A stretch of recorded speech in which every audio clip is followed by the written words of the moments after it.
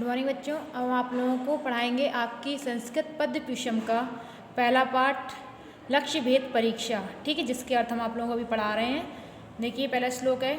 देखिए पहला श्लोक, तास्तु सर्वान् समानीय सर्व विद्या शास्त्र शिष्यतान द्रोण प्रहण ज्ञाने जिज्ञासु पुरुष सर्वा।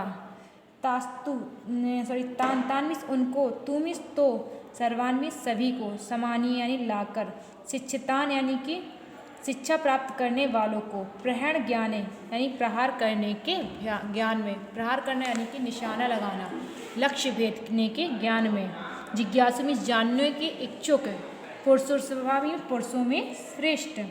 देखिए इसका अर्थ, तास्तु सर्वान् समानीय सर्व विद्या शिक्षितान द्रोणा प्रहण ज्ञाने जिज्ञासु पुरुषर सर्वा। तो देख लीजिए पहले तो ये चैप्टर देखिए कि ये चैप्टर कहाँ से बिलोंग है, कहाँ से रिलेटेड है। तो ये चैप्टर हमारे महाभारत से रिलेटेड है कि जब कौरव और पांडव जो थे छोटे छोटे थे, बचपन में शिक्षा सीखने के लिए, शिक्षा लेने के लिए, अस्त्र शिक्षा सीखने के लिए अपने गुरु द्रोणाचार्य के आश्रम में गए थे। तो वहाँ गुरु ने उन्हें सारी शिक्षाएं, सारी विद्याएं सिखाई। ठीक है, फिर उन्होंने एक दिन उनका निशाना भेदने की जो विद्या थी उसकी परीक्षा लेना चाहा। ठीक है, तो उस परीक्षा के दौरान उनके जो प्रश्न उन्होंने अपने बालकों से किए, शिष्यों से किए, और शिष्यों ने उनके जो उत्तर दिए वही उसी के ऊपर संबंधित आधारित है ये हमारा पाठ। ठीक है, देखिए पहला, तास्तु सर्वान् समानीय सर्व विद्या शास्त्र शिक्षितान द्रोणा प्रहण ज्ञाने जिज्ञासु पुरुष सभा।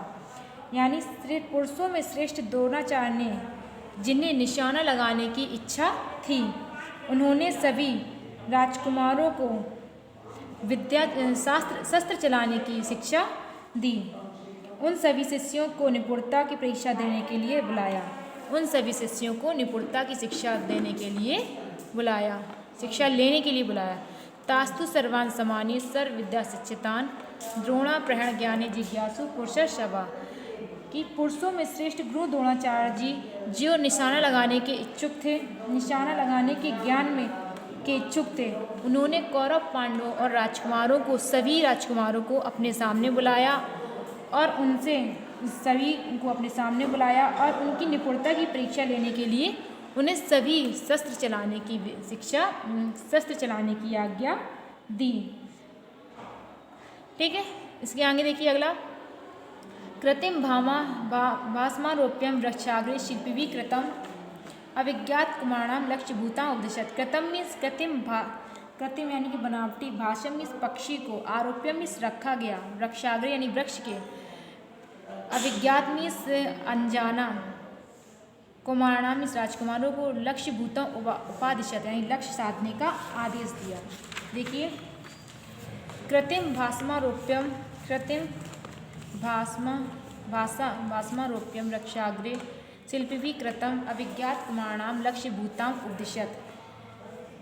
शिष्यों की परीक्षा लेने के लिए द्रोणाचार्य जी ने कृत्रिम यानी बनावटी पक्षी को वृक्ष के ऊपरी भाग में, वृक्ष के आगे भाग में बिठाया रखा। अविज्ञात कुमाराणाम लक्ष्य भूताम उपदिशत, और राजकुमारों को अनजाना लक्ष्य साधने की आज्ञा दी। ठीक है, फिर से देख लीजिए कि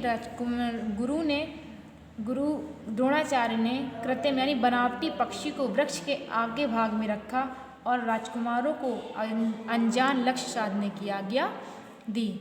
शीघ्रम भवन्ता सर्वे अपि धनुषाद्या सत्वराम भाष्मेता समुद्दिश्यम तिष्ठव संधितेष्वा। शीघ्रम मीन्स शीघ्र ही, भवन्ता मीन्स आप सभी, सर्वे अपि मीन्स सभी, भवन्ता मीन्स आप, सर्वे अपि मीन्स सभी, धनुष आद्या सत्वरा, सत्वरा मीन्स ले आओ, धनुष आद्या यानी धनुष आदि को, भाषम मीन्स पक्षी को, समुद्दिश्य मीन्स लक्ष्य करके, संधि मीन्स साध करते, श्व मीन्स बाण को। ठीक है, तिष्ठत मीन्स खड़े हो जाओ। शीघ्रम भवन्ता सर्वेपि धनुषाद्या सत्वराम भाष्मेतम समुद्दिश्यम तिष्ठध्वम संधितेष्वा। द्रोणाचार्य जी शिष्यों से कहते हैं कि आप सभी धनुष लेकर शीघ्र ही आओ और इस पक्षी को लक्ष्य करके खड़े हो जाओ। ठीक है, इस पक्षी की ओर लक्ष्य करके खड़े हो जाओ। गुरु द्रोणाचार्य अपने शिष्यों को से कहते हैं कि जल्दी शीघ्र ही आप सभी शीघ्र ही धनुष लेकर आ जाओ और इस पक्षी को लक्ष्य करके खड़े हो जाओ। मदाकिशम कालम तु शिरोश्याम विनिपातिताम शिरोअश्यम विनिपातिताम एकै नियोच्छामि तथा कुर्ता पुत्रिका। मदाक्य समकालम, मदाक्य यानी कि मेरे वाक्य के समान, शिरोअश्यम मीन्स इसका सिर, विनिपातिताम में गिरा देना चाहिए, अकैकम मीन्स एक एक करके, नियोच्छामि मीन्स नियुक्त करूँगा। मदवाक्यशम तु शिरोस्तम विनिपात्यम एकैकशो नियोच्छामि तथा कुर्ता पुत्रिका। ठीक है, तो द्रोणाचार्य जी कहते हैं कि हे शिष्यो, मदवाक्यम समकालम, मेरे वचन कहते ही शिरोअयम विनिपातितम, इस पक्षी के सिर को धड़ से अलग कर देना चाहिए, इस पक्षी के सिर को धड़ से अलग कर देना।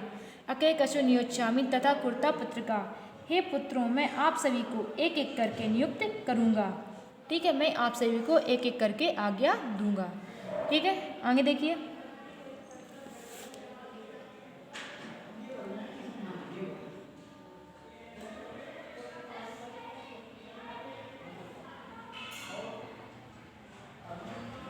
आगे देखिए। ततो युधिष्ठिर पूर्वं वाचम अंगिरसावरा संदत्तस्य बाणम दुर्दुषा मध्याख्यांते विमुच्यम तमः। ततो मीन्स इसके बाद, तत्पश्चात, ततो मीन्स बाद में या तत्पश्चात, अंगिरसा यानी अंगिरस गोत्र में उत्पन्न, वरा मीन्स श्रेष्ठ, धनसतो मीन्स साधु, बाण मीन्स बाण को, दुर्दशा मीन्स कठोर, विमुच्यम मीन्स छोड़ दो। ठीक है, इसकी मीनिंग थी ततो युधिष्ठिर पूर्वं वाचम वरा संदस्त बाणम दुर्दशा मध्यख्यांते विमुच्यम तम। तत्पश्चात अंगिरस के गोत्र में उत्पन्न श्रेष्ठ द्रोणाचार्य ने सर्वप्रथम युधिष्ठिर को बुलाया और कहा कि तुम अत्यंत कठोर बाण का संधान करो और मेरे कहने के साथ ही, मेरे वचनों के साथ ही उसे छोड़ दो। इसके पश्चात, फिर से देखिए, इसके पश्चात अंगिरस के गोत्र में उत्पन्न गुरु द्रोणाचार्य जी ने सबसे पहले युधिष्ठिर को बुलाया और कहा कि तुम अत्यंत कठोर बाण को साधो और मेरे वचनों के साथ ही उसे छोड़ देना। ततो भाष युधिष्ठिर पूर्वं धनुग्रहं परंतपा तस्थो भाषा समुदिश्यम गुरुवाक्य प्रणोदिता ततो विदत धन्वानम द्रोणस्तम कुरु नंदनम। ततो मीन्स इसके बाद, धनुग्रह मीन्स धनुष धारण करके, परंतपा मीन्स युधिष्ठिर यानी परंतपा, युधिष्ठिर का इसमें एक नाम दिया गया है, परंतपा जिसे कहते हैं शत्रुओं का नाश करने वाला, ये युधिष्ठिर को कहा जाता है। तस्थो भाषम इस पक्षी को, समुदृश्य मीन्स लक्ष्य करके, गुरु वाक्यम प्रणोदिता, गुरु के वाक्यों से प्रेरित होकर। ठीक है, देखिए इसका अर्थ।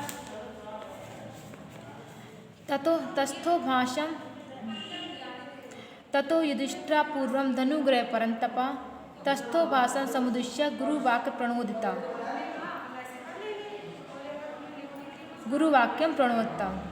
ठीक है, ततो मीन्स इसके बाद गुरु के वाक्यों से प्रेरित होकर युधिष्ठिर, शत्रुओं का नाश करने वाले युधिष्ठिर धनुष पर बाण चढ़ाकर गिद्ध को भेदने के लिए खड़े हो गए। यानी ततो मीन्स इसके बाद, ये जो आखिरी की लाइन है आपकी, ये आपकी अगले श्लोक की है, आपका अगला श्लोक, आपका श्लोक यहीं तक है। तो देखिए, तथो युधिष्ठिर पूर्वम धनुग्रह परंतपा तस्थो भाषम समुदृश्यम गुरु वाक्य प्रणोदिता। इसके बाद गुरु के वाक्यों से प्रेरित होकर शत्रुओं का नाश करने वाले युधिष्ठिर गिद्ध को यानी पक्षी को लक्ष्य कर खड़े हो गए। ठीक है, तो अभी आप लोगों के लिए 6 श्लोक ही हैं। रोज़ हम आप लोगों को ऐसे ही करके थोड़े थोड़े करके श्लोक पढ़ाएंगे, तो आपका रिवीजन हो जाएगा पद्य का। ठीक है, ये चैप्टर था लक्ष्य भेद परीक्षा। इसमें